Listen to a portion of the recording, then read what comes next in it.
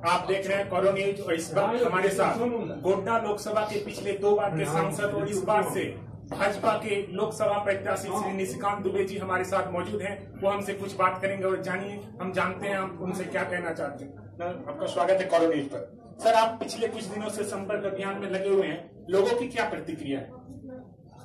मैंने इसके पहले भी कहा, महागामा में इसी तरह से लोकल न्यूज ने मुझे पूछा और मेरा जवाब जो है महागामा से मधुपुर एक ही है कि इस बार जो है लहर नहीं है मोदी जी की, इस बार सुनामी है और जितने भी उम्मीदवार होंगे सबों की जमानत जब्त हो जाएगी। तो सर, पिछली बार की रणनीति थोड़ी सरगर्मी कुछ और थी, जिसमें आपको 70,000 करीब वोटों से आपने विजय प्राप्त किया था, लेकिन इस बार का समीकरण कुछ दूसरा है। तो आपको क्या लग रहा है विपक्षी किस प्रकार आपके सामने टिक पाएंगे?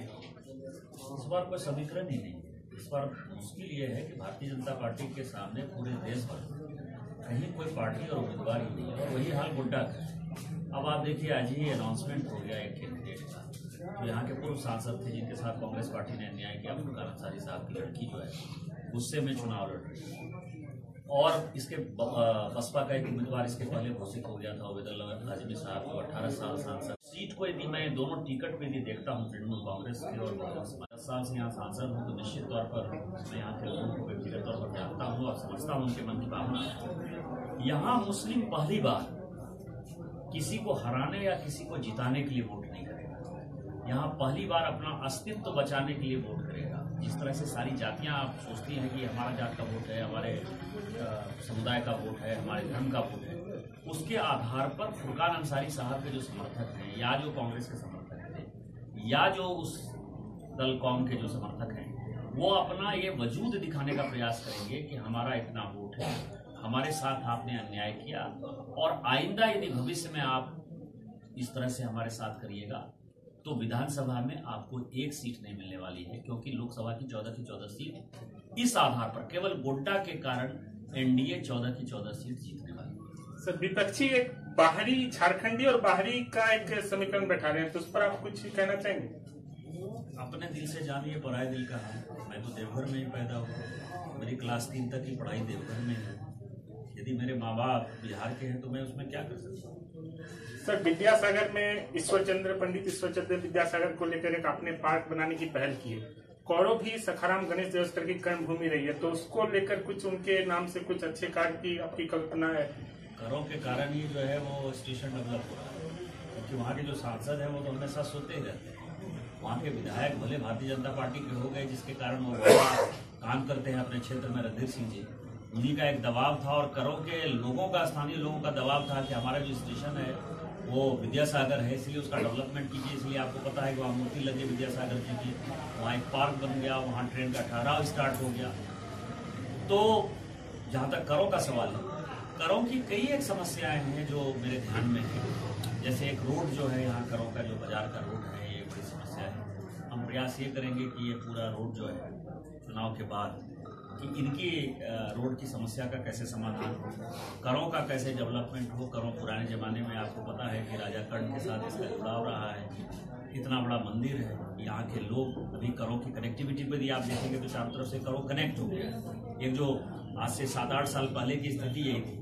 पानी का यदि देखेंगे तो पानी के बारे में भी व्यवस्था की है, लेकिन थोड़ा ठेकेदारी के कारण वो नहीं हो पाया। लेकिन करों को और भी जो समस्याएं हैं वो समस्याओं का समाधान हो जाएगा। और करों जो हमारे स्वतंत्रता सेनानी और इन लोगों की जन्मभूमि रही है, कर्मभूमि रही है, और मैंने आपको जैसे कहा कि कर्ण से लेकर आज़ादी के आंदोलन तक जो है करों का इतिहास रहा है, उस इतिहास का जो भी पन्ना है वो सहेज कर हम रखेंगे और करों का विकास करेंगे। आज सुबह ही मैंने आपका एक फेसबुक पर पोस्ट देखा जिसमें आपने साफ तौर पर कहा कि आपका सीधा टक्कर जो है शबाना खातून, जो कि टीएमसी की अभी मानी जा रही है कैंडिडेट है, तो कहीं न कहीं ये तृणमूल कांग्रेस की एक मॉडल विक्ट्री आपने नहीं कर दी। मैंने आपको कहा ना कि इस बार जो है वो जो समुदाय है वो अपना अस्तित्व बचाने के लिए लड़ाई लड़ रहा है, और कोई भी कौम, कोई भी कम्युनिटी यदि अस्तित्व बचाने के लिए आमादा हो जाए, यदि अपने अस्तित्व की लड़ाई लड़े, तो लड़ाई बहुत ही भयंकर होती है। उस लड़ाई को आप बहुत ही आसान नहीं मान सकते। और इसीलिए हमने सारे कार्यकर्ताओं को कहा, क्योंकि कई एक कार्यकर्ताओं का सुबह से फोन आना शुरू हो गया कि अब जीतिए के लिए, अब ये हो गया वो हो गया, तो मैंने अपने फेसबुक पोस्ट के माध्यम से करो निकलने के पहले ये अपने कार्यकर्ताओं को दिया कि जो कौम अपना अस्तित्व बचाने के लिए लड़ाई लड़ रहा है उससे होशियार रहने की आवश्यकता है, क्योंकि जब सामने वाले को पता है कि या तो मरेंगे या मारेंगे, उस स्थिति में वो सबसे मजबूत उम्मीदवार होगी हमसे, और हमारा सीधा सीधा मुकाबला उसी के साथ है। हमने कार्यकर्ताओं को कहा है, हमने अपने समर्थकों को कहा है, और कार्यकर्ता और समर्थक मेरी भावना को समझते हैं और हम लोग उसी हिसाब से चुनाव लड़ेंगे। क्योंकि इसके पहले कल तक जो संभावित हमारे विरोधी थे या जिनको मैं 2 नंबर पर मान रहा था, आज आप समझिए कि वो चौथे नंबर की लड़ाई है। तो जाते जाते आप कौर न्यूज के माध्यम से कौरों की जनता, यहाँ के लोगों को क्या कहना चाहेंगे? कहेंगे कि मोदी जी ने कोई ऐसा गरीब नहीं है जिसके घर में विकास की रोशनी नहीं पहुंचाई। इस गोड्डा लोकसभा में 1 लाख करोड़ से ऊपर की योजना चल रही है। यहाँ जो भी प्रत्याशी चुनाव लड़ने आ रहे हैं उनको उसमें से कमीशन चाहिए। ये कमीशन खोरी का खेल है। और बुढ़ई का एक उदाहरण है कि 78 में मधुलिंगे साहब ने बुढ़ई जलाशय योजना का शिलान्यास किया, लेकिन 80 में जब वो चुनाव हार गए तो आज 40 साल बाद भी हम बुढ़ई नहीं बना पा रहे हैं। तो ऐसा मौका नहीं आए जो 1 लाख करोड़ की योजना है, चाहे एम्स बन रहा हो, चाहे एयरपोर्ट बन रहा हो, चाहे पुनासी बन रहा हो, चाहे बुढ़ई बनने वाला हो, चाहे करों का ITI का सवाल हो या इंजीनियरिंग कॉलेज का सवाल हो, मेडिकल कॉलेज का सवाल हो, रेल लाइन का सवाल हो। ये एक अच्छा सिचुएशन है और इस सिचुएशन का फायदा उठाइए, मोदी जी को वोट दीजिए। हमने आपका 5 साल तक काम किया है और 5 साल का जो मेहनताना है उसको वोट के तौर पर दीजिए और भारतीय जनता पार्टी को कमल फूल पर मुहर लगा के दीजिए। बहुत बहुत धन्यवाद आपको कौर न्यूज से बात करने के लिए।